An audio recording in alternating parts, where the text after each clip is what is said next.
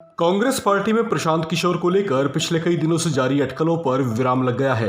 प्रशांत किशोर ने आखिरकार साफ कर दिया है कि वे कांग्रेस पार्टी की सदस्यता ग्रहण नहीं करेंगे।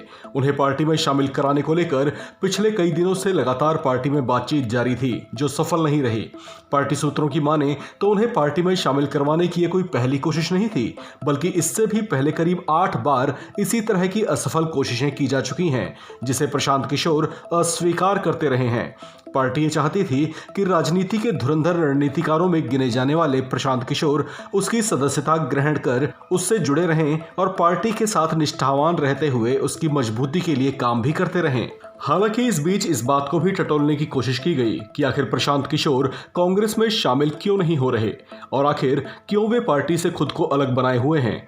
दरअसल इसे लेकर जो बातें सामने आ रही हैं और जिस बात की तस्दीक पार्टी के सूत्र भी कर रहे हैं, वो ये है कि प्रशांत किशोर की दरअसल कुछ बड़ी इच्छाएं हैं, जो पूरी ना होते देख उन्होंने पार्टी सदस्यता का विचार फिलहाल मन से निकाल दिया।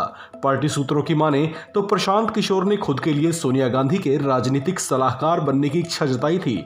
इसके अलावा उनकी इच्छा पार्टी का राष्ट्रीय उपाध्यक्ष बनने की भी थी, जिसे लेकर वे सोनिया गांधी से मुलाकात भी करना चाहते थे।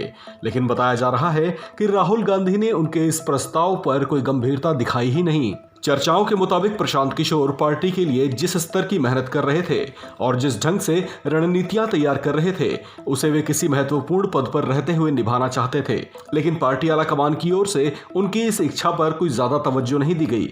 इस बीच कांग्रेस की ओर से उन्हें एम्पावर्ड कांग्रेस कमेटी में चुनाव मैनेजमेंट की जिम्मेदारी दी जा रही थी, जिसे उन्होंने ट्वीट करते हुए ठुकरा दिया था। हालांकि यहाँ एक और दिलचस्प बात यह है कि उनके इस फैसले का संकेत राहुल गांधी ने पहले ही दे दिया था, जो आखिरकार सच भी साबित हुआ।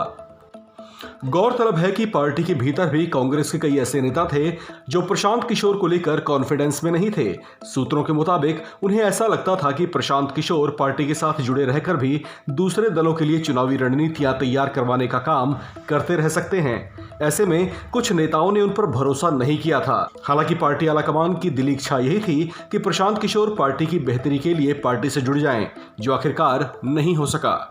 इस खबर में फिलहाल इतना ही। बाकी खबरों के लिए बने रहिए वन इंडिया हिंदी के साथ।